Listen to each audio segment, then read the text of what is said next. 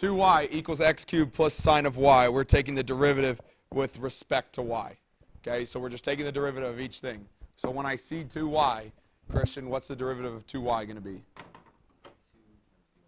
2 times the derivative of y, which is dy dx. Good. Equals x cubed. I'm taking the derivative of that. Jaden, what's the derivative of x cubed? 3x squared. Super. Not hard. Okay, then we've got sine y. So, Alexa, what's the derivative of sine y going to be?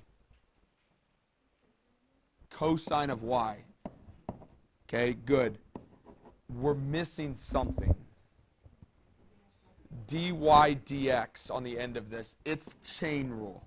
Okay? Even though it doesn't look like it, it is chain rule because that y was here. This was the outside sine. The y was the baby. So normally, if we take cosine of x, it's easy. The derivative of cosine of x is just negative sine. Oh, I guess we should start with sine. Let me rephrase. If I took the derivative of sine, we say it's cosine. Okay? Well, we didn't take the derivative of x, did we? What's the derivative of x? 1. So we are taking the derivative of it. We just don't write times 1. Okay? But there is a derivative of y. The derivative of y is dy dx. So it is a chain rule problem there. That's why it's falling where we're teaching this. Okay? Because technically that's chain rule, even though it's different looking. Okay, good. We did that. Once we've done that, Anise, what are we going to do with this problem? Get dy over dx by itself. So anything that has dy dx on it, like this thing, I want to move over there. Okay? So it's going to be 2 dy dx. So 2 dy dx. Now it's going to be minus cosine y dy dx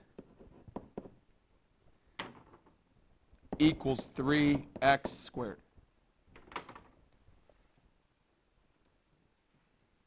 There's my problem. My goal is to get dy dx by itself. So what do we notice about dy dx in this problem? Say again? We have 2 dy dx's, so we're going to factor it out. This has a dy dx in it, and so does that. So I'm going to take dy dx out the front. Okay, I'm going to factor it out of both things. If I factor it out of 2 dy dx, what would I have left over? 2. When I factor it out of that minus cosine y dy dx, what do I have left over? Cosine y equals 3x squared. Then to finish, I want to get dy dx by itself. So to finish it, I need to do what? 2 minus cosine y. Divide by it. That's my answer. There's my answer right there, because that's going to cancel, and it leaves me with dy dx. Michaela?